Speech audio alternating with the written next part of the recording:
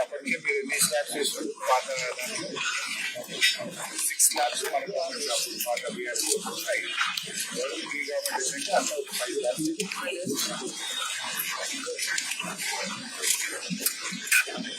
Government లోనే 6 slabs చేశాను. 5 22 నెలల్లో 5 స్లాబ్స్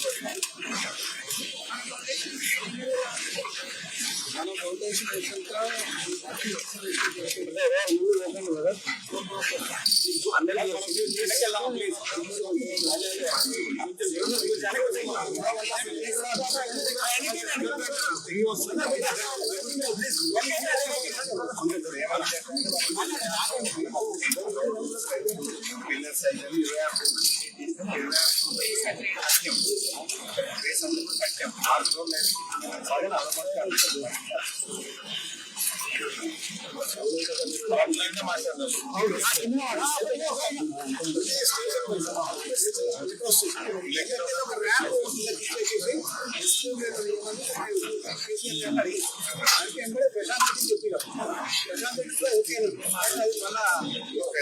ఇచ్చేస్తే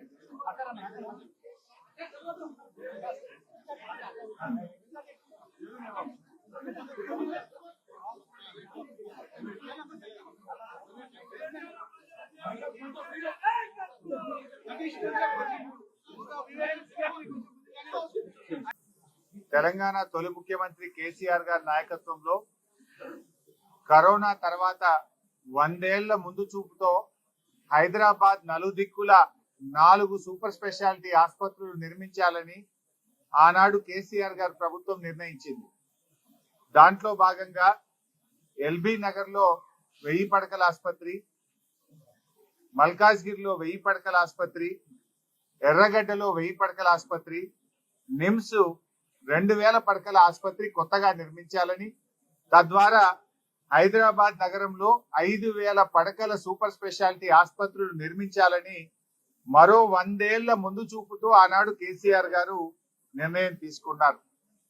గతంలో అనేక రాష్ట్ర ప్రభుత్వాలు పనిచేసినప్పటికీ ఎప్పుడో నిజాం కాలంలో కట్టిన గదే ఉస్మానియా, గదే గాంధీ, గదే కింగ్ కోటి హాస్పిటల్, నీలోఫర్ హాస్పిటల్ తప్ప కొత్త ఆసుపత్రులు గత ప్రభుత్వాలు ఎవరు కూడా పెరుగుతున్న జనాభాకు తగ్గట్టుగా ఆసుపత్రుల నిర్మాణం జరగలేదు.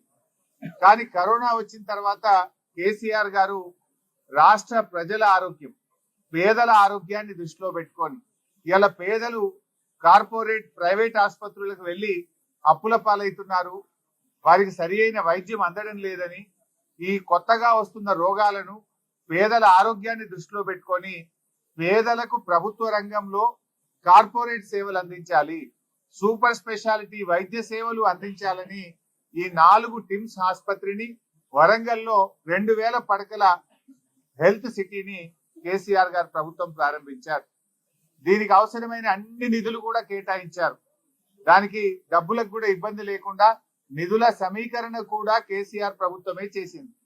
ఆనాడు కేసీఆర్ ప్రభుత్వ హయాంలో పనులు ప్రారంభమైనాయి. ఇవాళ కాంగ్రెస్ గవర్నమెంట్ వచ్చి దాదాపు 2 సంవత్సరాలు పూర్తయితున్నా ఈ ఆసుపత్రులను పట్టించుకోవడం లేదు. ఇప్పుడు మనం ఎల్బీ నగర్ టిమ్స్ ఆసుపత్రి దగ్గర ఉన్నాం. ఇవాళ గౌరవనీయులు సుధీర్ రెడ్డి ఎమ్మెల్యే గారి నాయకత్వంలో వారి నియోజకవర్గంలో ఉన్న టిమ్స్ ఆసుపత్రిని విజిట్ చేయడానికి వచ్చాం. ఇక్కడ ఏమైంది?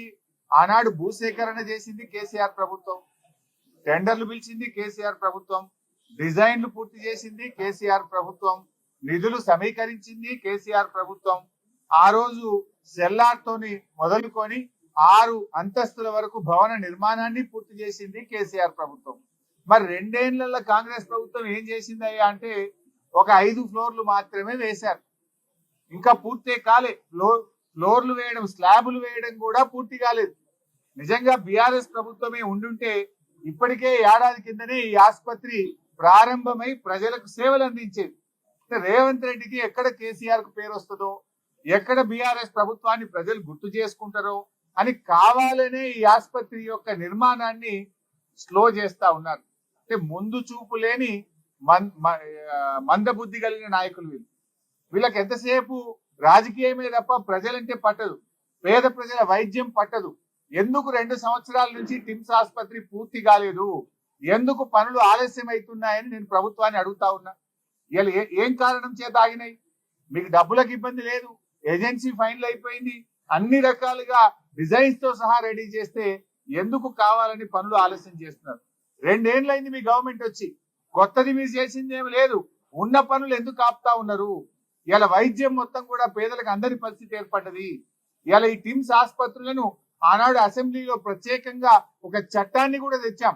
మా ఉద్దేశం ఏంటంటే ఇలా ఇక్కడ సూపర్ స్పెషాలిటీ వైద్య సేవలు అందాలి అన్నది కేసీఆర్ గారి లక్ష్యం. కరోనా కాదు, కరోనా తాత లాంటి కరోనాలు వచ్చినా, ఎలాంటి రోగాలు వచ్చినా, ఎలాంటి విపత్తులు వచ్చినా తట్టుకునే శక్తి తెలంగాణ రాష్ట్రానికి ఉండాలి, నా ప్రజలకు మంచి వైద్యం అందాలి అన్నది కేసీఆర్ గారి లక్ష్యం. ఈ రాష్ట్రంలో 10,000 పడకల సూపర్ స్పెషాలిటీ బెడ్స్ ఉండాలని ఒక దూరదృష్టితో 100 ఏళ్ల ముందు చూపుతో కేసీఆర్ గారు ప్రణాళికలు రచించారు, ఆచరణ ప్రారంభించారు. కానీ నేటి కాంగ్రెస్ ప్రభుత్వం కొత్తగా చేసింది ఏమి లేదు.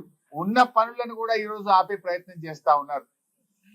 ఆనాడు కేసీఆర్ గారు 33 జిల్లాలకు 33 ప్రభుత్వ మెడికల్ కాలేజీలు పెట్టారు.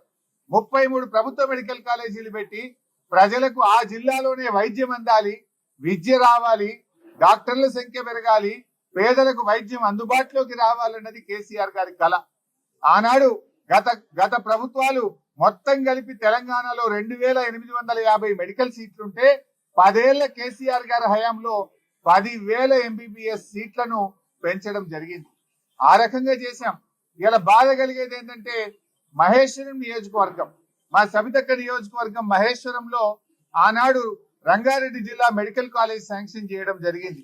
ఆ మెడికల్ కాలేజీకి జీవో నంబర్ 86/5/7/2023 నాడు మహేశ్వరంలో మెడికల్ కాలేజ్ పెట్టు ప్రభుత్వం జీవో ఇచ్చింది. జీవో నంబర్ 162 ద్వారా 176 కోట్ల రూపాయలు మహేశ్వరంలో మెడికల్ కాలేజీ 500 పడకల ఆసుపత్రి కట్టడానికి ఆ రోజు జీవో ఇచ్చాం. 27/9/2023 నాడు సవితక్క గారు నేను వెళ్లి ఆ ఆసుపత్రికి మెడికల్ కాలేజీకి ఫౌండేషన్ కూడా వేశాం. ఇవాళ దాన్ని రద్దు చేశారు. దాన్ని రద్దు చేసి ఏం చేసిండ్రు, ఈ టిమ్స్ ఎల్బీ నగర్ లో విలీనం చేసినారు. రెండు రకాలుగా నష్టం. మహేశ్వరంలో మెడికల్ కాలేజ్ వస్తే అక్కడ ఒక ఆసుపత్రి వస్తే అక్కడ పేదలకు వైద్యం దొరికేది, ఇక్కడ సూపర్ స్పెషాలిటీ సేవలు దొరికేది. ఇవాళ జనరల్ మెడిసిన్ మెడికల్ కాలేజ్ వస్తే ఏమైతుంది, ఏ కరీంనగర్ లను వరంగల్ లను సిద్దిపేట మెడికల్ కాలేజీలు ఏ సేవలు ఉంటాయో గవే సేవలు దొరుకుతాయి. కానీ మనము టిమ్స్ ఎల్బీ నగర్ కట్టిన ఉద్దేశం ఏంటి, సూపర్ స్పెషాలిటీ సేవలు అందాలి. ఇలా 400 పడకలు ఇళ్ళకి వస్తే ఈ 1000 పడకల్లో 400 తగ్గిపోయి పేదలకు ఇలా సూపర్ స్పెషాలిటీ సేవలు దొరకకుండా పోతుంది. అటు మహేశ్వరంలో మెడికల్ కాలేజీ రాకుండా పోతుంది. రెండు రకాలుగా నష్టం. అదే విధంగా మా వివేక్ గౌడ్ గారి నియోజకవర్గం కుత్బుల్లాపూర్ లో కూడా కేసీఆర్ గారు 182 కోట్లతో జీవో నంబర్ 162 ద్వారా అక్కడ మెడికల్ కాలేజ్ శాంక్షన్ చేశాం. ఇవాళ మేడ్చల్ జిల్లాకే మెడికల్ కాలేజ్ లేకుండా పోతా ఉంది. దాన్ని తెచ్చి ఏం చేసిండ్రు, టిమ్స్ అల్వాల్లో దాన్ని కలిపేసిండ్రు. అంటే ఇలా కుత్బుల్లాపూర్ కాన్స్టిట్యున్సీలో పేదలకు వైద్యం అందుబాటులో లేకుండా దాన్ని తీసుకుపోయి అల్వాల్లో కలిపేసిండ్రు. కేసీఆర్ గారు ఆలోచన ఏంది, అల్వాల్లో 1000 పడకల టిమ్స్ రావాలి, కుత్బుల్లాపూర్ లో మెడికల్ కాలేజ్ తో పాటు 500 పడకల ఆసుపత్రి రావాలి. కేసీఆర్ గారి ఆలోచన ఏంది, ఎల్బీ నగర్ లో 1000 పడకల సూపర్ స్పెషాలిటీ ఆసుపత్రి రావాలి, మహేశ్వరంలో 500 పడకలతో మెడికల్ కాలేజీ రావాలి. అంటే ఇలా మహేశ్వరంలో మెడికల్ కాలేజ్ లేకుండా చేసింది, కుత్బుల్లాపూర్ లో మెడికల్ కాలేజ్ లేకుండా చేసింది. ఇవాళ అక్కడ పేదలకు ఆసుపత్రులు రాకుండా ఈ ప్రభుత్వం నిర్ణయం చేసింది. అంటే ప్రభుత్వం కోతలు ఎట్లా పెట్టాలని ఆలోచిస్తుంది తప్ప పేదలకు సేవ ఎట్లా చేయాలనే సోయి ఈ రేవంత్ రెడ్డి ప్రభుత్వానికి లేకుండా పోయింది.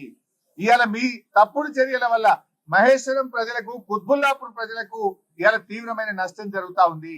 అంతేకాదు రాష్ట్ర ప్రజలకు అటు అల్వాల్లో ఇటు ఎల్బీ నగర్ టిమ్స్ లో కూడా 400-500 పడకలు తగ్గిపోయి సూపర్ స్పెషాలిటీ సేవలు ఇవాళ ప్రజలకు అందకుండా పోయే పరిస్థితి ఏర్పడ్డది. వీటి పనులను చేయరు. 2 ఏళ్లైనా ఈ ఆసుపత్రులు ఇంకా పేదలకు సేవలు అందించడం లేదు. ఎందుకు ఈ నిర్లక్ష్యం అని మేము అడుగుతా ఉన్నాం. ఎందుకు, ఏ కారణం చేత నిర్లక్ష్యం చేస్తా ఉన్నారు? ఇలా అన్ని ఫైనల్ ఉన్నాయి కదా, కట్నీళ్లు పెట్టే పొయ్యోలు ఉన్నది. గట్టిగా చేస్తే 6 నెలల్లో పేదలకు వైద్యం అందించవచ్చు. ఇప్పటికైనా రేవంత్ రెడ్డి ప్రభుత్వాన్ని హెచ్చరిస్తా ఉన్నాం. తక్షణమే వరంగల్ లో 2000 పడకల హెల్త్ సిటీని, హైదరాబాద్ లో నిర్మిస్తున్న 4 టిమ్స్ ఆసుపత్రుల పనులను యుద్ధ ప్రాతిపదికన పూర్తి చేయాలి. ఈ 10,000 పడకల సూపర్ స్పెషాలిటీ బెడ్స్ ను ప్రజలకు అందుబాటులో తేవాలి అని ఈ ప్రభుత్వాన్ని మేము కోరుతా ఉన్నాం. ఇవాళ ఈ ప్రభుత్వం రాజకీయం ఉంటే చేసుకుందాం, మా మీద కేసులు పెట్టుకో, మమ్మల్ని జైలు వేస్తే వేసుకో, కానీ వైద్యం పేదలకు ఆపే హక్కు నీకు లేదు. ఈ టిమ్స్ ఆసుపత్రుల నిర్మాణాన్ని స్లో చేస్తే ప్రజలతో తిరుగుబాటు వస్తుంది, జాగ్రత్త అని చెప్పి కూడా హెచ్చరిస్తా ఉన్నాం. రాజకీయాల కోసం పేదల వైద్యాన్ని ముడిపెట్టద్దు. రాజకీయాల కోసం కేసీఆర్ గారు ప్రారంభించిందని ఈ టిమ్స్ ఆసుపత్రుల నిర్మాణాన్ని ఆపొద్దు అని మేము ఈ ప్రభుత్వాన్ని కోరుతా ఉన్నాం. 2 ఏళ్ల నుంచి ఆపడం ఏం చేసినవే నువ్వు? 2 ఏళ్లలో ఈ జాగా బిల్డింగ్ అంతా కేసీఆర్ శాంక్షన్ తో సహా డిజైన్ చేసి 6 అంతస్తులు నేనే కట్టిమి. 2 ఏళ్లలో 5 అంతస్తులు కడతావు, 2 ఏళ్లలో 5 స్లాబ్లు వేస్తావు. గంటేనా నువ్వు చేసింది? ఆసుపత్రి అందుబాటులో తేరాదా? డెడ్ లైన్లు మారుతున్నాయి, డేట్లు మారుతున్నాయి తప్ప ఆసుపత్రి నిర్మాణం పూర్తయితలేదు. ఎప్పుడు మంత్రులు, ముఖ్యమంత్రి రివ్యూ చేసినా డెడ్ లైన్లు పెడుతుండ్రు, డేట్లు పెడుతుండ్రు, డేట్లు మారుతున్నాయి, కానీ ఆసుపత్రి నిర్మాణం జరుగుతలేదు. ఇవాళ అన్ని బందే. కేసీఆర్ కిట్ బంద్ చేసినావు, న్యూట్రిషన్ కిట్లు బంద్ చేసినావు, అన్ని ఒకటొక్కటిగా బంద్ పెడుతున్నావు. రేవంత్ రెడ్డికి తిట్ల మీద ప్రేమ ఉంది తప్ప కిట్ల మీద ధ్యాస లేదు. కిట్లంటే పట్టవు. ఆనాడు కేసీఆర్ గారు ప్రభుత్వ ఆసుపత్రుల్లో డెలివరీలు 30% ఉంటే 9.5 ఏళ్లలో కేసీఆర్ గారు ప్రభుత్వం చేసిన కృషి వల్ల, కేసీఆర్ కిట్ వల్ల, ఎంసీహెచ్ ఆసుపత్రులు ఏర్పడడం వల్ల, అమ్మఒడి వాహనాలు పెట్టడం వల్ల 72% పెరిగినాయి. 30% గవర్నమెంట్ ఇన్స్టిట్యూషనల్ డెలివరీస్ 9 ఏళ్లలో 72% పెంచిన ఘనత కేసీఆర్ ప్రభుత్వంది. మరి రేవంత్ రెడ్డి ప్రభుత్వం ఏం చేసిండు? 2 ఏళ్లలో 72 నుంచి మళ్ళీ 55కి వచ్చింది. అంటే 17% తగ్గింది. నీ పాలన ఎట్లుంది అంటే తిరోగమనం. ప్రభుత్వ ఆసుపత్రుల్లో ఆనాడు 72% డెలివరీలు అయితే ఇవాళ 55%కు తగ్గింది.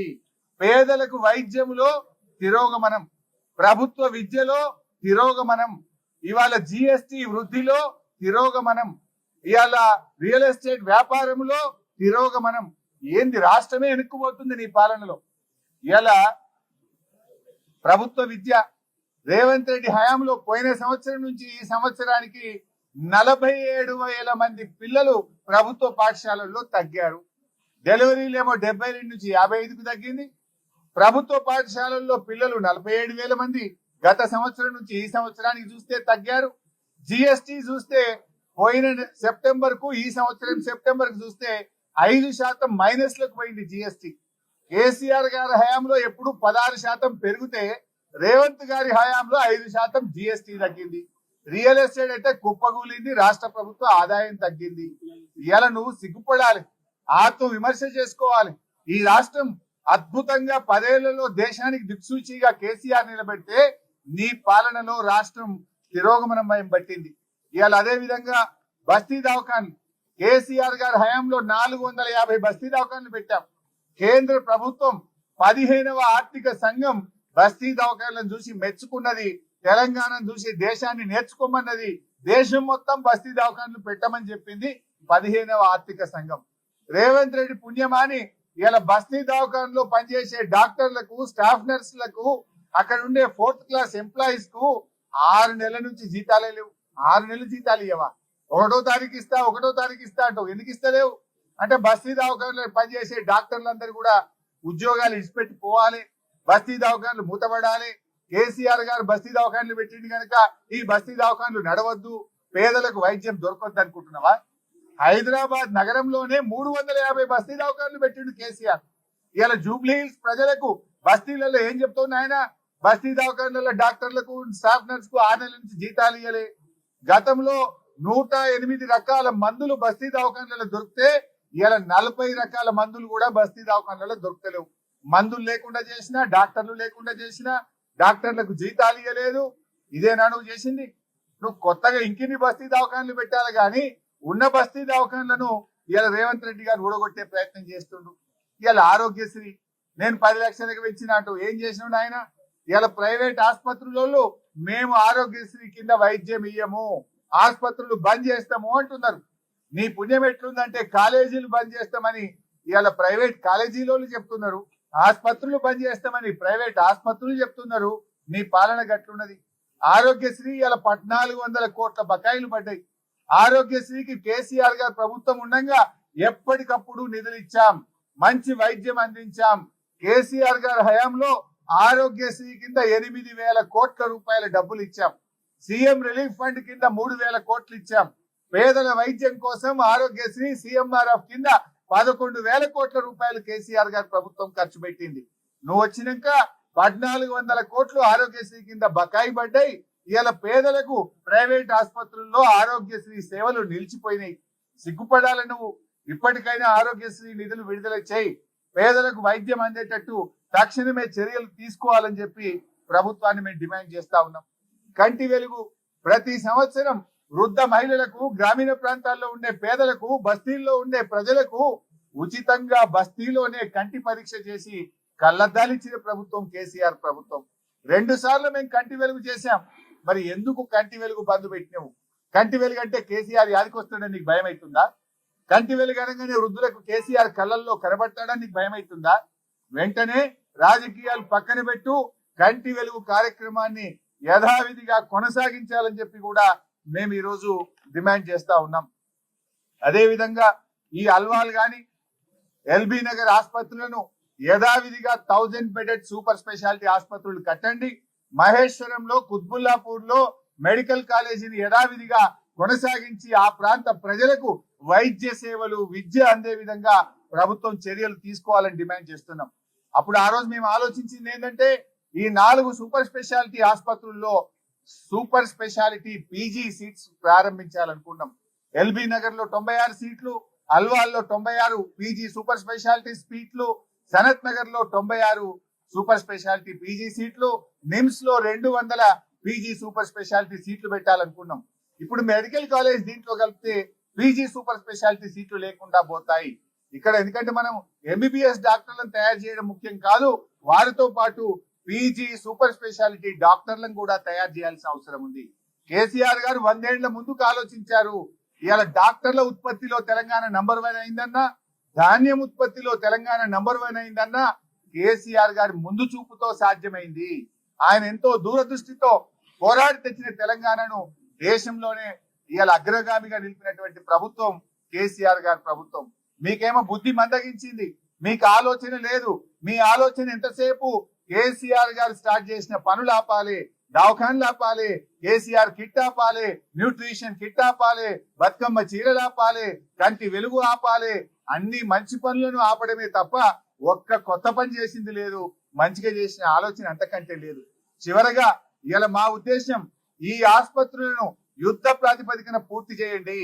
డెడ్ లైన్లు పెట్టుడు, డేట్లు మారడు కాదు.